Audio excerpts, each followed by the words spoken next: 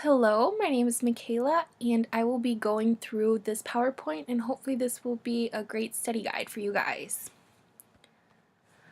Alright, so the first question is, according to Freud's theory, there is three basic structures of the brain. What are they?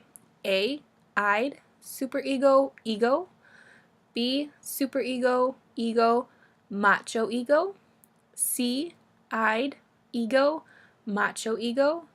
And D, ego, S-ego, R-ego.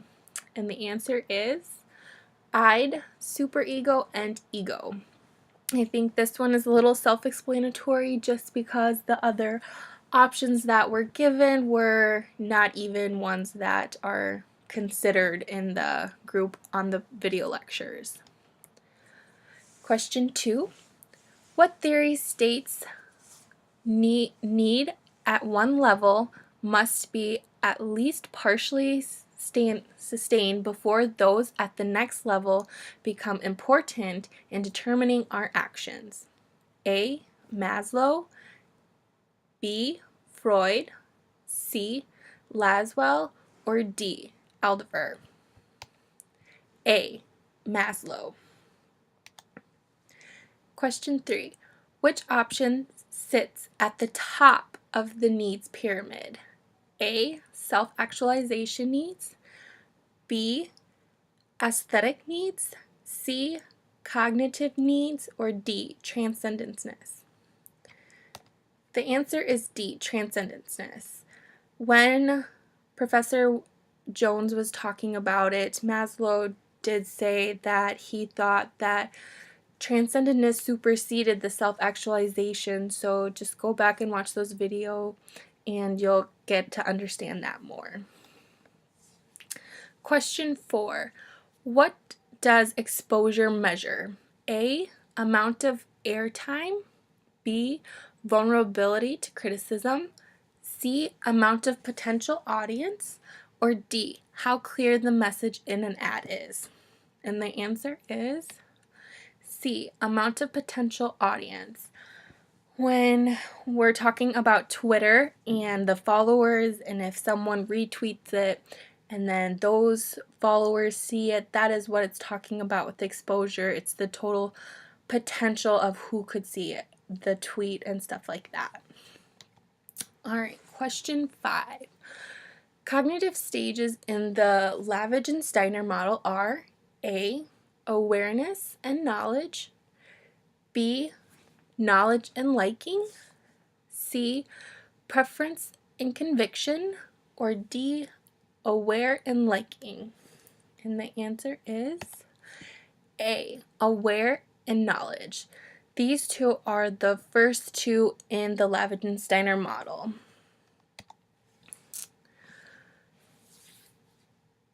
Critical dimensions of behavior are known as values. Which of the following is not a terminal value? A, inner harmony. B, mature love. C, loving. Or D, self-respect? And the answer is love.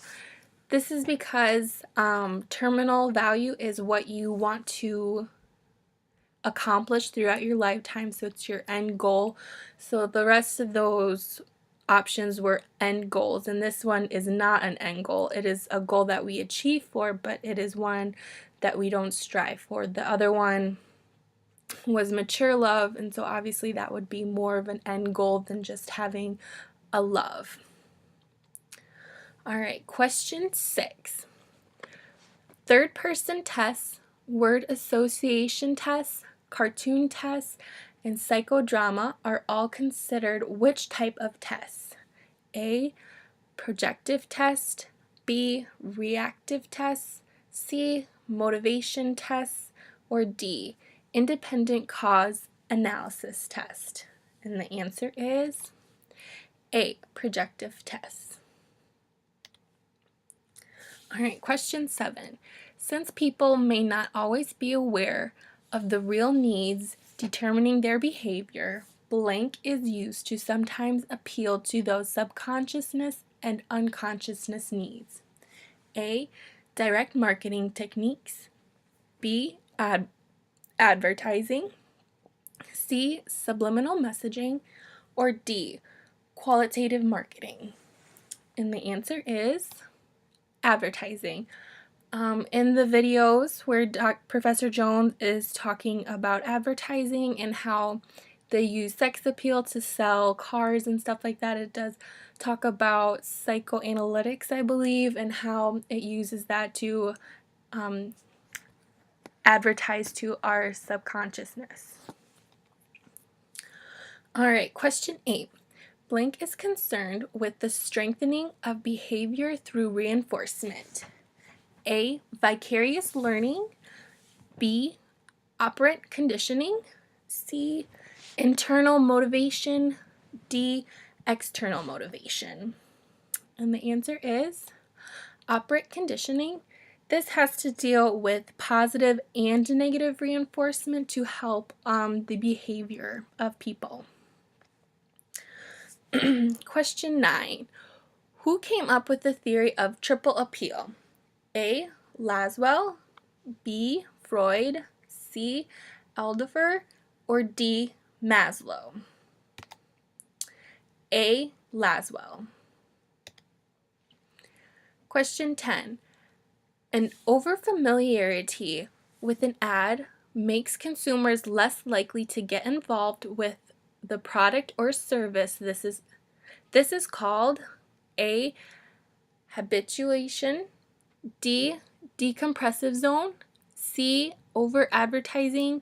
D, over slotting. And the answer is habituation. Question 11.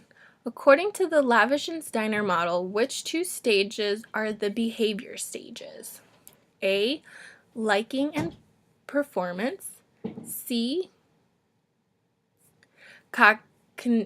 conviction and purchase. C, awareness and knowledge. D, purchase and awareness. And the answer is B, conviction and purchase. These, I believe, are the last two stages of the Lavish and Steiner model. Question 12. Walmart has friendly greeters to reduce blank. A, number of customers. B, open space. C, unemployment rate. Or D, theft? D, theft. Question 13. Sound could be used negatively when blank. A, the volume is too loud. B, a tone-deaf person is singing. C, there is no sound. Or D, all of the above. And the answer is A, volume is too loud. Professor Jones also talked about in his attention video about how if the volume is too loud in an advertisement, some people might turn off the ad or switch the channel or the station because it's too loud and they just don't want to deal with that. So instead of getting the attention, you have lost their attention. All right, question 14. Blank is channel hopping to avoid advertisements. A, zapping. B, surfing. C, zipping. Or D, short attention span. And the answer is A, zapping. Question 15. When it comes to the hierarchies of effect, which of the following is the correct order? A, exposure, attention, attitude, action, learning, perception, and post-purchase. B, action, attitude, learning, perception, exposure, attention, post-purchase. Or C, exposure, attention, perception, learning, attitude, action, post-purchase.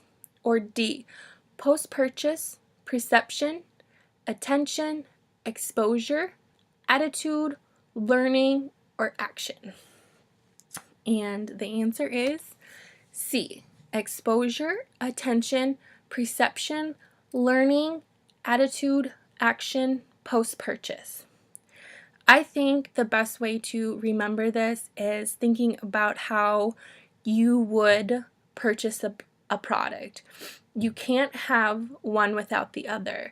For example, you can't have you can't learn about the item unless you are exposed to it. So you kind of have to think the order of how you purchase the product, and that way I feel that will help you remember the order of this. All right. Question 16. Which of these isn't a proven scientific strategy of organizing shelf space to increase sales in a store? A. Utilizing decompression zone or zones that encourage shoppers to get into the shopping mood. B. Placing produce in the front of the store to give the shoppers an uplifting feeling. C. Placing popular items in the back of the store or in the middle of the aisles to create more product exposure to other items. Or D. Dividing shelves by categories for ease of restock. The answer is D. Dividing shelves by category for ease of restock. This doesn't really help customers at all. This really just helps the people who are working there. All the other examples prove that the customer is exposed to more product and it helps them feel better. All right, question 17. As the hierarchy model moves down the chain, customers tend to what? A. Increase in number, B. Decrease in number, or C. Stay the same. And the answer is B. Decrease in number. This makes sense because as you move down the scale, you start out with a very large target market or audience, and then as you move down, it gets narrow and narrow like a funnel. All right. And that is the end of our study guide. I hope this helps you. And if you have any questions, I hope you ask. And then if not, I'm sure Professor Jones will be able to answer. All right. Thank you.